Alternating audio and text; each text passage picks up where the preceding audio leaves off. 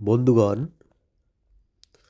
আমরা চলেছি আধুনিক বাংলা কাব্যের জনক হিসেবে পরিচিত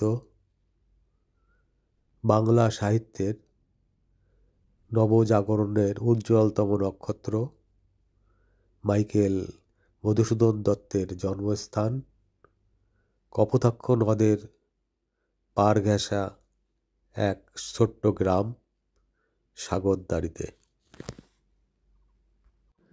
মাইকেল মধুসূদন দত্তের পৈতৃক ভিটা মধুপল্লী।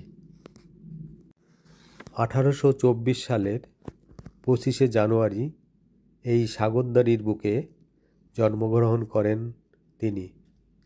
তার পিতা রাজনারায়ণ দত্ত ছিলেন কলকাতার একজন খ্যাতনামা আইনজীবী। ছোটবেলা থেকেই মধুসূদনের ছিল অসাধারণ বুদ্ধি, কল্পনা শক্তি ও ভাষার প্রতি গভীর অনুরাগ। কলকাতায় হিন্দু কলেজে পড়াকালীন তিনি ইংরেজি সাহিত্য ও পাশ্চাত্য ভাবধারায় গভীরভাবে প্রভাবিত হন।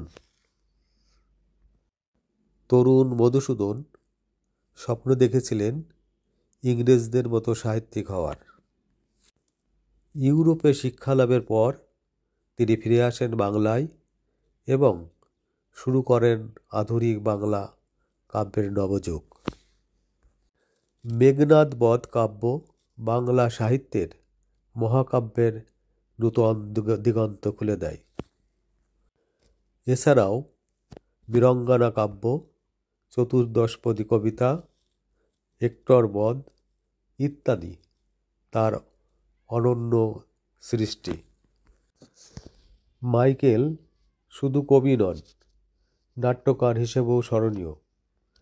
তার নাটক শর্মিষ্ঠা, কৃষ্ণকুমারী ও বুড়ো শালিকের ঘাড়েরও আজও পাঠকের মনে গভীর ছাপ ফেলে। বন্ধুগণ, তার জন্মবার্ষিকী উপলক্ষে সাগরদাঁড়িতে মধুমেলা সহ বিভিন্ন কর্মসূচির আয়োজন করা হয়, যা এই স্থানের ঐতিহ্যকে তুলে ধরা হয়। এখানকার পুরানো দালান এবং পরিবেশ পর্যটকদের কাছে বিশেষ আকর্ষণীয়। এই জন্মভিটা সংরক্ষিত রয়েছে স্মৃতিসৌধ হিসেবে।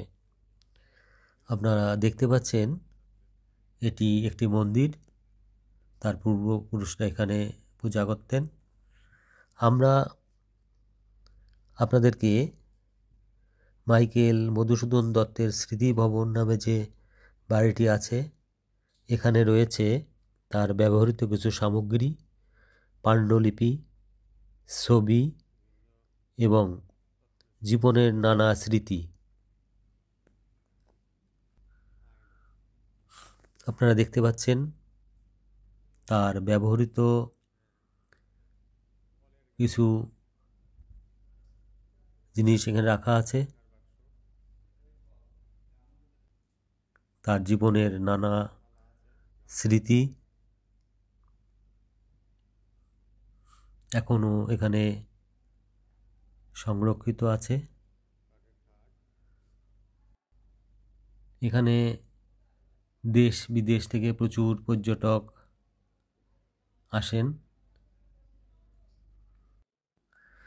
তার নিজের হাতের লেখা সাহিত্যকর্মের বিভিন্ন প্রকাশনা ও তার সময়ের কিছু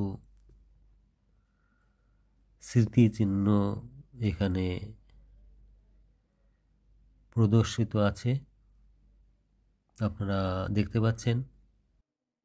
বন্ধুগণ, মধুসূদন দত্ত আমাদের শিখিয়েছিলেন সাহিত্যের ভাষা কোনো জাতি, ধর্ম বা সংস্কারের গণ্ডিতে বাঁধা নয়।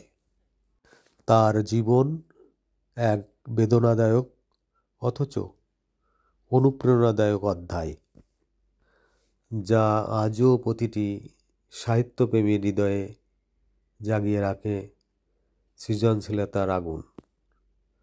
বন্ধুগণ, আমরা এখন আছি মাইকেল মধুসূদন দত্তের কাকার বাড়িতে। এটি ঠিক তার পাশেই অবস্থিত। আমি যতদূর সম্ভব আপনাদেরকে তার কাকার বাড়িটি দেখানোর চেষ্টা করছি। জীবনের শেষ ভাগে মাইকেলের ভাগ্য ছিল অত্যন্ত করুণ।